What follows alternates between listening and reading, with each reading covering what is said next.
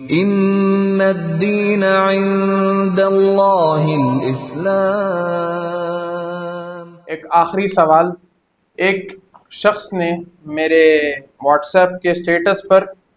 کسی نے ایک اسٹیٹس رکھا تھا کہ میں یہ آپ کی اسکرینوں پر بھی لگا رہا ہوں کہ جب مولانا ندوی نے اعلان کیا تھا کہ اگر کسی کو میرے موقف سے اعتراض ہے تو ایک میز پر آؤ اور میرے علم میں اضافہ کرو یا اپنی بات واضح کرو، یعنی مناظرہ کی دعوت دی تھی کہ یہ ایک ہی دن فیصلہ ہو جائے، تب تو کوئی سامنے نہیں آیا کیونکہ پتہ تھا کہ سامنے علم کا سمندر ہے اور ہر بات کی دلیل رکھتا ہے۔ اب سارے چھچھندر تھیلے سے باہر نکل رہے ہیں، اس کی وضاحت کریں۔ اور اس کے ساتھ ساتھ ایک آخری سوال یہ ہے کہ سلمان ندوی کی وفات کے بعد اولاد کا کیا رول ہونا چاہیے؟ جی، کافی لمبا پوڈ کاسٹ ہو گیا ہے،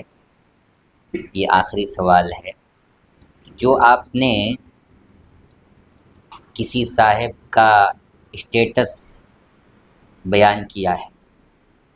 کہ انہوں نے اپنی زندگی میں کھلا چیلنج دیا کہ میز پر آؤ مناظرہ کرو، اور انہوں نے ویڈیو میں کہا بھی ہے پوری امت مسلمہ کو میرا کھلا چیلنج ہے۔ یہ بات کچھ لوگوں پر ہی عیاں و بیاں ہے، ظاہر ہے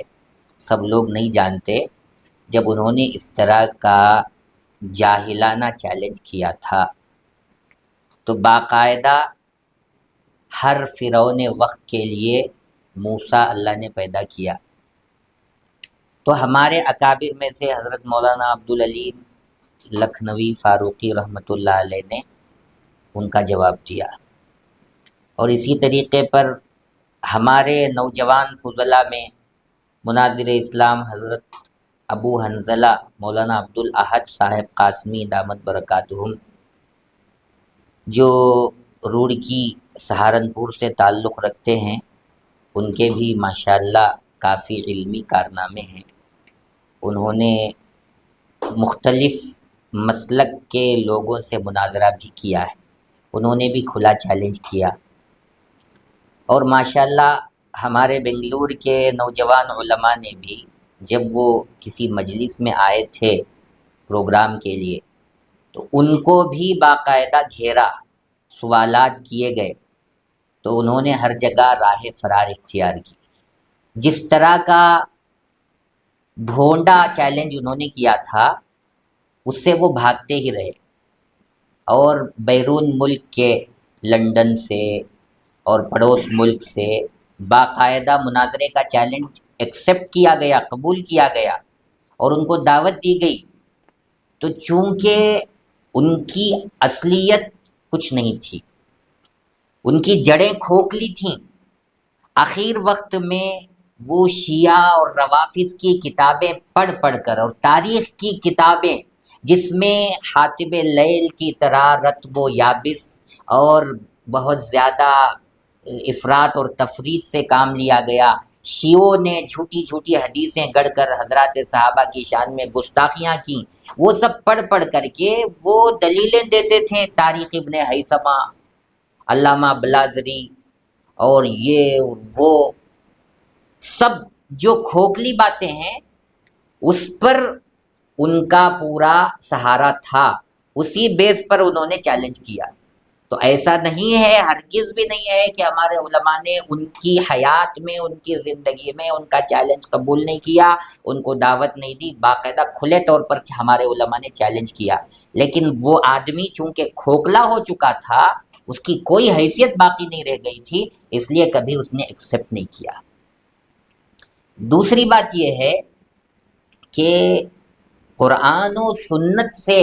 جب تاریخ کی باتیں ٹکرائیں تو جیسے مفتی صاحب نے کہا کہ وہ ردی کی ٹوکری میں پھینکے جانے کے لائق اور قابل ہیں۔ تو جو آدمی تاریخی روایات، موضوع اور من گھڑت باتوں کو بیان کر کے قرآن و سنت کے خلاف،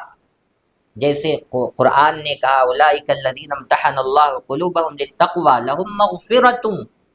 واجر عظیم، کہ اللہ تعالیٰ نے ان کے دلوں کا امتحان لیا تقوی کا امتحان لیا، پھر اللہ نے کہا کہ وہ کامیاب ہو گئے، ان کے لیے مغفرت ہے،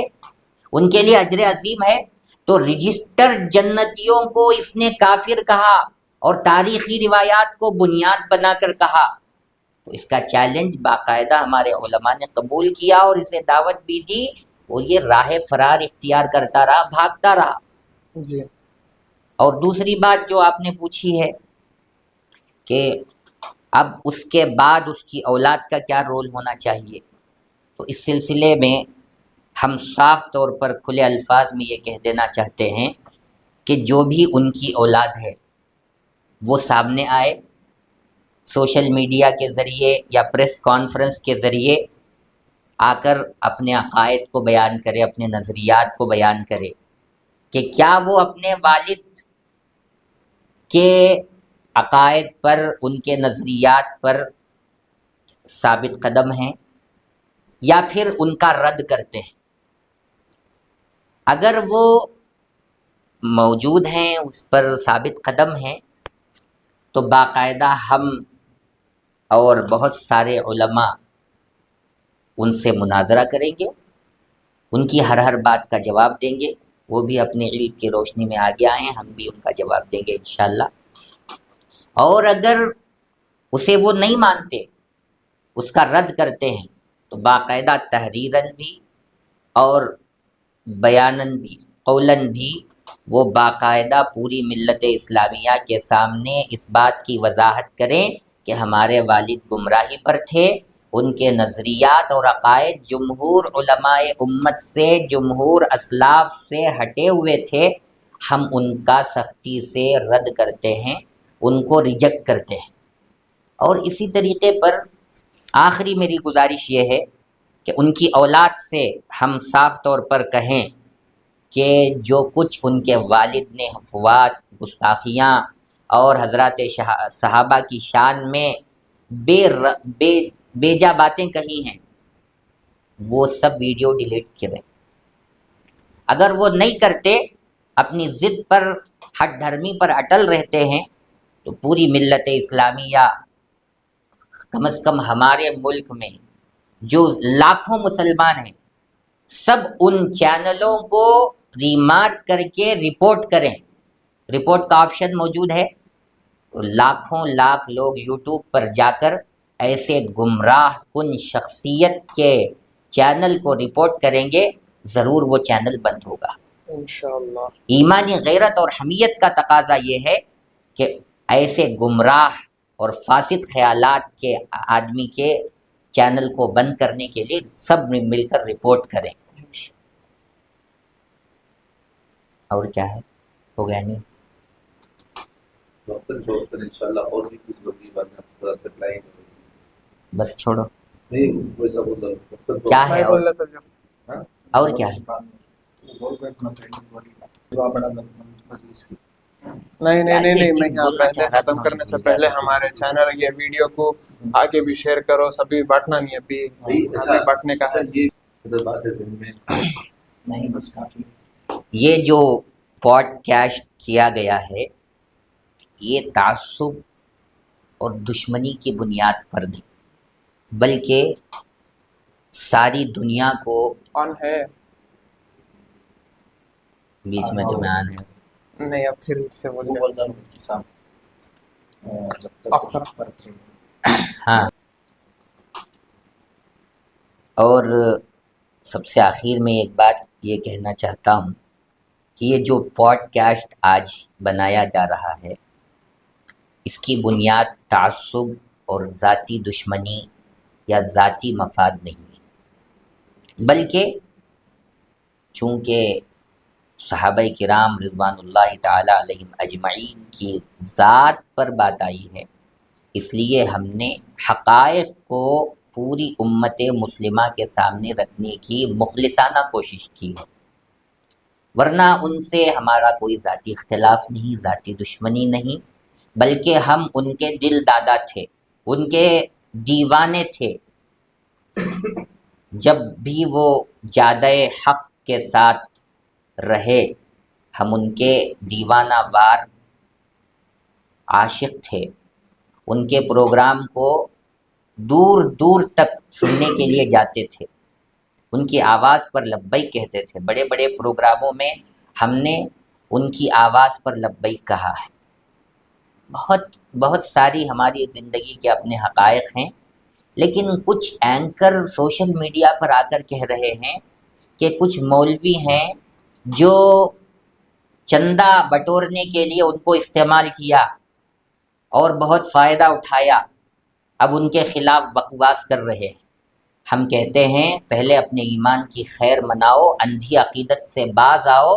ایسے آدمی کا تم دفاع کر رہے ہو، ڈیفنس کر رہے ہو جس نے صحابہ کرام کی شان میں گستاخیاں کی ہیں، صحابہ کرام کو منافق کہا ہے، ان کو کافر کہا ہے، داعی النار کہا ہے، جہنمی کہا ہے۔